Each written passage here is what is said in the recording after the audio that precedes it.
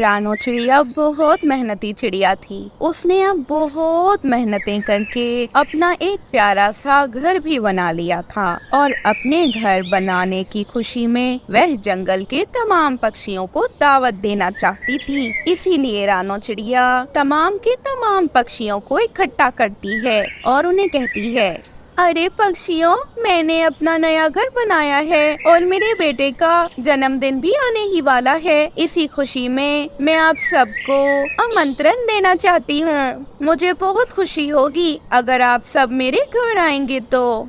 हाँ हाँ, तो हम जाएंगे, पर मेन्यू में क्या है भाई? अगर कोई बुला रहा है तो हम क्यों ना आए? अरे गोरी बहन, मेन्यू में तो बहुत कुछ है, और जैसे कि कुकू का बर्थडे भी है तो केक, कोल्ड ड्रिंक वगैरह ये सब भी होगा।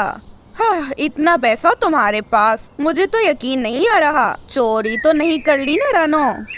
नहीं बहन, चोरी नहीं की है। भला मैं चोरी क्यों करूँगी? मैं कौन सा चोर हूँ कौवों की तरह? आप तो सबको अपने जैसा समझती हैं। ऐसे अब एक दिन ही बचा था कुकू के जन्मदिन में। सब पक्षियों ने रानो के बेटे के जन्मदिन की खुशी में उनके लिए बहुत सारे गिफ्ट्स भी खरीद लिए थे। गोरी कभी रानो के पैसे चुराने का फैसला कर लेती है और रात के समय रानो चिड़िया के घर से उसके सारे पैसे ही चुरा लेती है। अगले दिन जब रानो को अपने पैसे नहीं मिलते तो वो रोना शुरू कर देती है। गलती हुई, बहुत बड़ी गलती हुई जो मैंने सब पक्षियों को आमंत्रण दे दी। अब सभी पक्षी मेरे घर आएंगे और मेरे पास तो 1 रुपया भी नहीं है कि मैं उन्हें कुछ कुछ खिला सकूं। मैं क्या करूंगी? अरे मम्मा, आप क्यों रो रही हैं? क्या हो गया? पक्षी आएंगे तो हम उन्हें कुछ ना कुछ तो दे ही देंगे, परंतु आपने तो उन्हें कहा था कि आप उन्हें केक, कोल्ड ड्रिंक ये सब खिलाएंगी। अब हम क्या करेंगे? हमारे पास तो अब कुछ भी नहीं है। बस फिर ऐसे सभी पक्षी मिलकर रानो के घर गिफ्ट लिए आ जाते हैं। कबूतरी जब देखती है कि सामने खाने को तो कुछ नहीं है तो वो फौरन कहती है, अरे बहन, अभी तक आपने शायद सामान नहीं मंगवाया कुछ। हाँ बहन, लग तो नहीं रहा कि आप बर्थडे मनाने वाली है कुकू की। और पक्षी भी ऐसे कह रहे थे। रानो बहुत परेशान थी, परंतु उसकी छोटी बेटी गुड़िया फौरन से बोल पड़ती है, अरे पक्षियों, हर पक्षी अपने जन्मदिन पर सभी पक्षियों को केक वगैरह ही खिलाते हैं, परंतु कुकू भाई चाहते हैं कि उनके जन्मदिन पर हमारी मम्मा आप सबको खिचड़ी बनाकर खिलाएं। और हाँ, आपको तो पता है कि हमारी मम्मा खिचड़ी कितनी स्वादिष्ट बनाती हैं। अरे वाह वाह, रानो के हाथ की खिचड़ी तो बहुत ज्यादा स्वादिष्ट होती है। कुकू, तुमने बहुत अच्छा सोचा। रानो चिड़िया भी तोते की बात सुनते ही फौरन बहुत खुश हो जाती है। सब पक्षी रानो चिड़िया के बेटे कुकू को बहुत अच्छे गिफ्ट्स देते हैं। रानो भी खिचड़ी बना लेती है और सब पक्षियों को खिलाती है। गोरी और कालू भी खिचड़ी खा रहे थे। गोरी को तो बहुत गुस्सा आ रहा था, परंतु वह खुश भी थी क्योंकि रानो बेचारी के पैसे गोरी को मुफ्त में जो मिल गए थे। अरे रानो, तुमने तो हमें कहा था कि तुम हमें केक खिलाओगी, कोल्ड ड्रिंक पिलाओगी, और तुम तो हमें सिर्फ और सिर्फ खिचड़ी खिला रही हो। क्या आप सबको खिचड़ी पसंद नहीं आई? अरे नहीं नहीं, खिचड़ी बहुत स्वादिष्ट थी। अरे रानो बहन, आप तो ऐसी खिचड़ी हमें रोज ही खिला दिया करें। कालू जोरों से हंसते हुए कहता है, लगता है चिड़िया, तुम्हारे पैसे किसी ने चुरा लिए, तभी सबको खिचड़ियाँ खिला रही हो।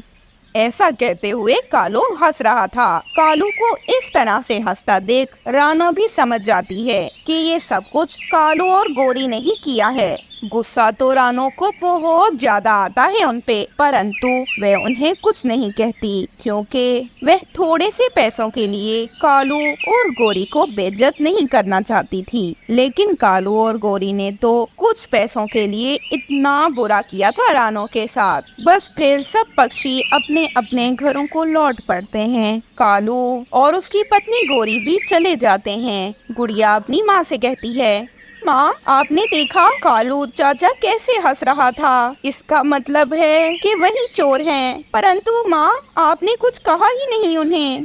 बेटी, मुझे पता है कि वही चोर हैं, परंतु मैं उन्हें बेइज्जत नहीं करना चाहती थी। बस फिर अगले दिन रानो जब नदी पर गई तो गोरी वहाँ पहले से ही मौजूद थी। गोरी रानो को देखकर जोरों से हंसने लगी।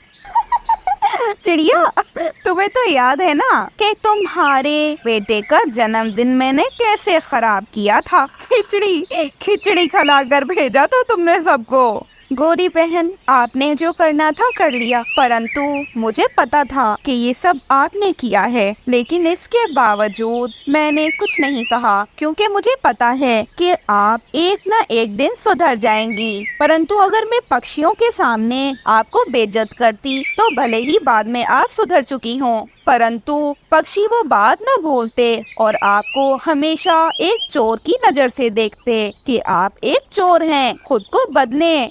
रानो की बातें सुनकर तो गोरी बिल्कुल चुप हो जाती है और वहाँ से चली जाती है। गर्मियों के मौसम में सब पक्षी ही बहुत परेशान थे, क्योंकि नदी में तो अब बिल्कुल भी पानी नहीं था।